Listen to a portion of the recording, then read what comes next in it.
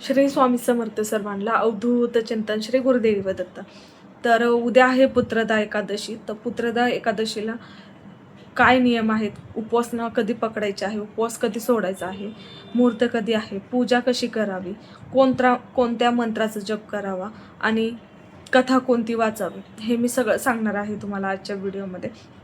तर उद्या पुत्रदा एकादशी सकाळी पहाटे पावणे 2ला सुरू होते, म्हणजे 2ला सुरू होते. उद्या 2 वाजता सुरू होत आहे पुत्रदा एकादशी आणि परवा दिवशी पहाटे 4 वाजता संपत आहे. 4:18ला समाप्ती होत आहे. म्हणजे उद्या आहे 24 तारीख, तर उद्या सुरू होत आहे.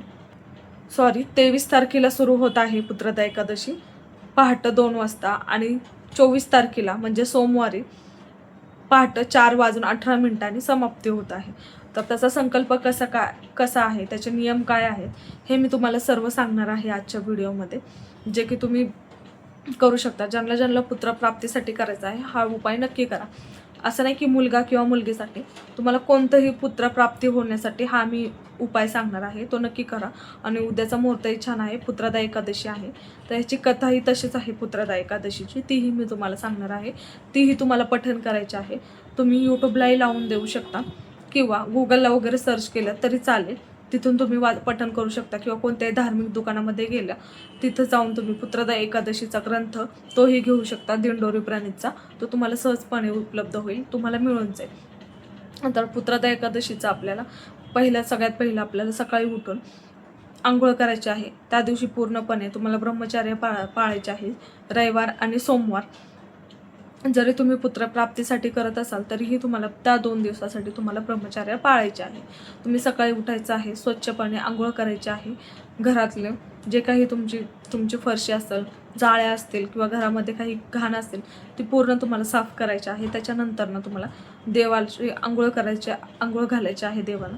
तर जसं की आम्ही रोज घालतो, तुम्ही म्हणजे कोण फक्त अमावस्या किंवा पौर्णिमेला स्वच्छ करतात देव, तर तुम्ही त्या दिवशी उद्या सगळे देव स्वच्छ करायचे आहे. स्वच्छ केल्यानंतर तुमच्याकडे भगवान विष्णूंचा फोटो असेल तर अतिउत्तम, नसेल तर तुमच्याकडे बाळकृष्णाची मूर्ती असेल तरी चालेल, किंवा श्री स्वामी समर्थांचा आपला फोटो असेल किंवा दत्त महाराजांचा फोटो असला तरीही चालेल, तुम्ही तेही करू शकता. त्याचं कोणतंही बंधन नाही. फक्त तुम्हाला भगवान विष्णूंचे जे फोटो आहेत तो असला तरी चालेल. भगवान विष्णूंचा आपल्याला सेवा करायची आहे, त्या सेवेसाठी भगवान विष्णूंचाच फोटो लागेल. म्हणजे जसं की तुम्ही बाळकृष्णाचाही घेऊ शकता, स्वामी समर्थांचा घेऊ शकता किंवा दत्त महाराजांचाही घेऊ शकता. त्याच्यामध्ये तुम्हाला मी मुहूर्त सांगितला आहे. उद्या तुम्हाला उपवास करायचा आहे. उपवासामध्ये तुम्हाला खिचडी खाऊ शकता, फलहार खाऊ शकता, दही दूध ह्याचं खाऊ शकता, किंवा राजगिऱ्याचा लाडू किंवा राजगिऱ्याची जी भाकर असते तीही करू शकता तुम्ही. जर तुम्हाला उपवास पकडणं शक्य असेल तर पकडा. जर तुम्हाला त्रास होत असेल, कुणाला पित्त होतं उपवासाने किंवा कुणाला सहनच होत नाही उपवास करणं, डोकं दुखतं, तर त्यांनी नाही केला तरी चालेल. असं काही बंधन नाही आहे. जर तुमची शरीरास व्यवस्थित नसेल तर तुम्हाला काही फायदा नाही आहे त्याचा उपवास वगैरे करून. तुम्ही पहिलं स्वतः नीट राहा, मग तुम्ही देवाची पूजा आणि सेवा करा. देवही म्हणतो पहिलं तुम्ही स्वतः नीट राहा आणि मग नंतर माझी सेवा करा. देव पण असं कोणते बळजुबरी करत नाही. जर तुमच्याकडून होत असेल तर उपवास करा, नसेल होत तर तुम्ही फक्त सेवा केली तरी चालेल. तर तुम्हाला त्या दिवशी काय करायचं आहे, विष्णूंचं किंवा महाराजांसमोर मांडली तरी चालेल. एक कलश घ्यायचा आहे. कलशामध्ये तुम्हाला 1 रुपयाचं नाणं टाकायचं आहे, सुपारी टाकायची आहे, हळदी कुंकू टाकायचं आहे. त्याच्यानंतर थोडेसे तांदूळ टाकायचे आहे, अक्षता, आणि आपल्याला सगळ्यात महत्त्वाचं म्हणजे तुळशीचं पान टाकायचं आहे.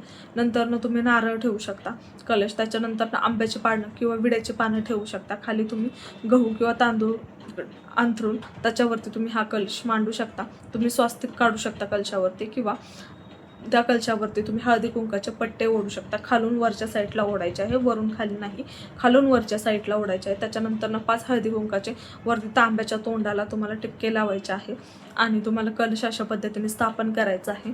त्या दिवशी तुम्हाला दिवसभर उपवास पकडायचा आहे आणि संध्याकाळी विष्णूंची तुम्हाला पूजा करायची आहे. तुम्हाला कथा पठण करायचे आहे.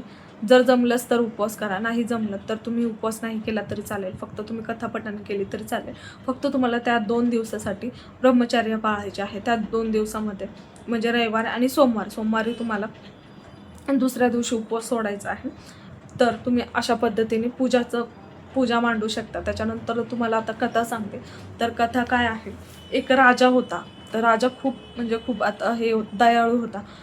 त्याच्याकडे खूप काही प्रॉपर्टी संपत्ती भरपूर होतं आणि त्याची प्रजाही खूप दयाळू आणि खूप म्हणजे खूप छान पद्धतीने तो सांभाळत होता. त्याचं राज्यही खूप छान पद्धतीने सांभाळत होता. पण त्याचं असं होतं की त्याला म्हणजे मुलगा मुलगी कोणतंच पुत्र नव्हतं. तर त्याला ते कंटिन्यूली चिंता असायची की मी माझ्याकडे एवढं सगळं मी सगळं करतोय, मी दान धर्म सगळं करतोय, माझ्याकडे सगळ्या गोष्टी आहेत, पण मला पुत्रच नाही आहे. जर मी उद्या नसेल तर माझं राज्य कोण सांभाळणार, ह्याचं त्याला कायम चिंता होती. कंटिन्यूली त्याला चिंता होती. आणि हे एकदा त्याने प्रजेलाही त्याच्या सांगितलं, उद्या मी नसल्या माझं राज्य कोण सांभाळेल, ह्या बाबतीत मला खूप चिंता आहे. तर त्याची जी प्रजा होती त्यांनी नारद मुनींना अडवून विचारलं की आमचा जो राजा आहे खूप दयाळू आहे आणि खूप छान पद्धतीने आम्हाला आमचा सांभाळ करतो पूर्ण आमच्या राज्याचाही, पण त्यांना पुत्र वगैरे नाही आहे, पुत्र किंवा पुत्री कोणीच नाही आहे. मग ह्याचं राज्याचं राजपण कोण सांभाळणार. तर त्यावेळेस ते म्हटले की राजाने पूर्वजन्मी ज्यावेळेस त्यांचा मागचा जन्म होता त्यावेळेस त्यांना खूप तहान लागलेली होती.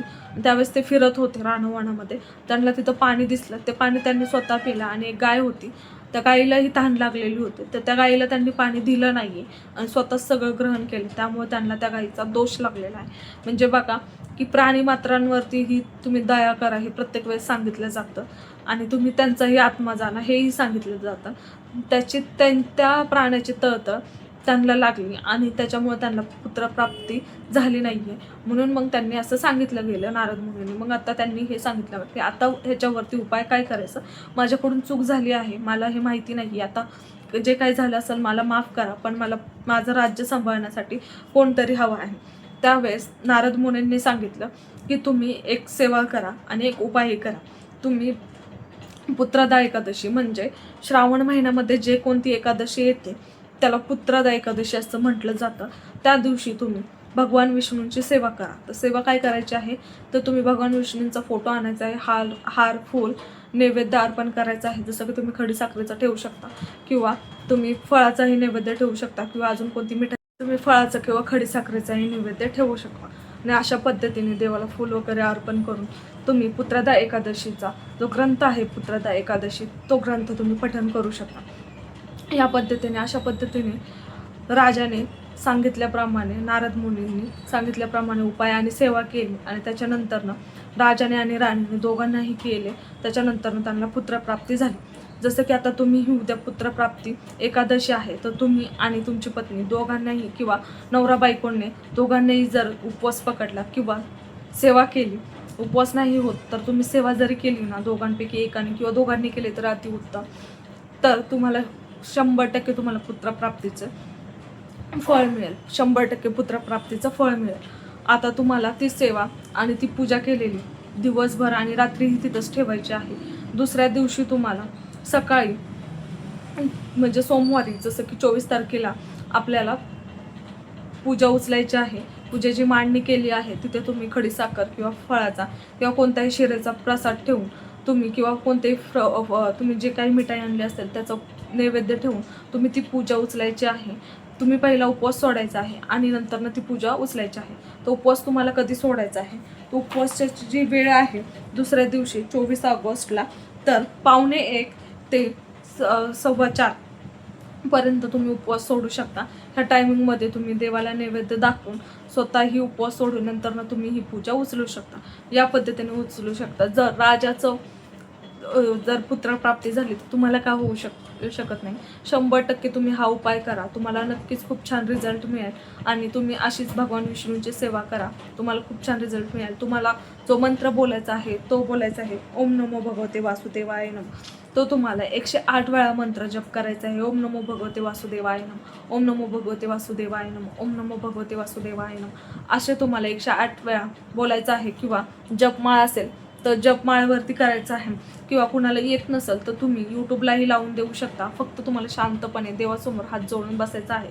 त्याच्यानंतर विष्णू सहस्रनाम आणि भगवान विष्णूंचं स्तोत्र, विष्णू सहस्रनाम आणि विष्णू स्तोत्राचं पठण करायचं आहे. भगवान विष्णूंचं जे स्तोत्र आहे ते पठण, भगवान विष्णूंचं विष्णू सहस्रनाम आणि भगवान विष्णूंचं स्तोत्र तुम्हाला पठण करायचं आहे, जे की तुम्ही यूट्यूबलाही लावून देऊ शकता. भगवान विष्णूंचं विष्णू सहस्रनाम आणि विष्णू स्तोत्र तुम्हाला पठण करायचं आहे, जे की तुम्हाला यूट्यूबला मिळेल. जर तुम्हाला येत असेल तुम्हाला सहजपणे बोलू शकता, किंवा तुम्ही यूट्यूबला किंवा गुगलला जर टाकलं तर तुम्ही त्याचं बघून पठणही करू शकता. आणि सगळ्यात मोस्ट म्हणजे जे ठेवायचं आहे ती वस्तू म्हणजे तुळशीचं पान. तुळशीचं पान हे खूप महत्त्वाचं. विष्णूंचं विष्णू सहस्रनाम आणि विष्णू स्तोत्र हे तुम्हाला पठण करायचं आहे आणि देवाला तुळशीचं पान अर्पण करायचं आहे. तुम्ही ही सेवा नक्की करा. नक्कीच तुम्हाला पुत्रप्राप्तीला प्राप्त होईल आणि तुमच्या आयुष्यामधले आनंदाचे आणि सुखाचे दिवस येतील.